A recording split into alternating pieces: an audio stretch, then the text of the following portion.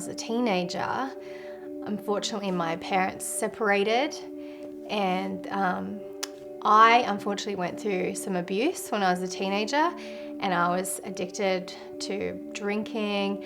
I got off my face every day, and I just couldn't cope with everyday life. And I didn't have a sense of self or a sense of identity.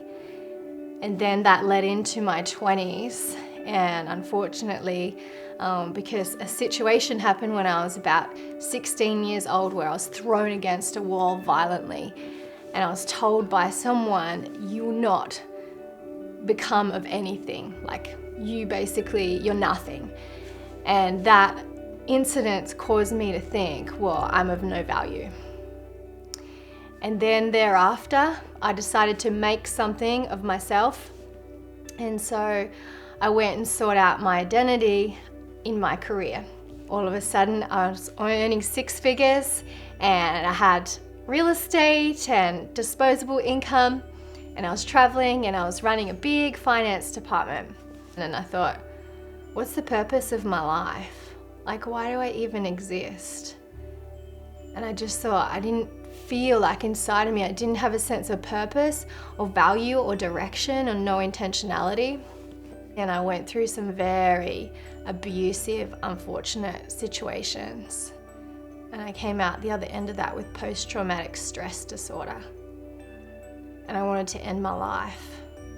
And I remember crying out to God, and I knew how I was going to commit suicide and how I was going to do it. I just knew. And I said to God, I said, if you are really real, if you really exist, then you need to come right now. And I meant it with my whole heart. But as I was sitting there, just pondering this, and God, will you come right now if you even exist? And then all of a sudden, a woman walked up to me, and I'm sitting there, and she put her hands out, and she put a yellow sunflower into my hands. And sunflowers mean a lot to me. So that was God talking to me. And so as I held that sunflower in my hands, and then she walked, and I turned to say thank you. And as I turned, she just disappeared. And I know later I found out the Bible says that we could be entertaining angels and not even know it.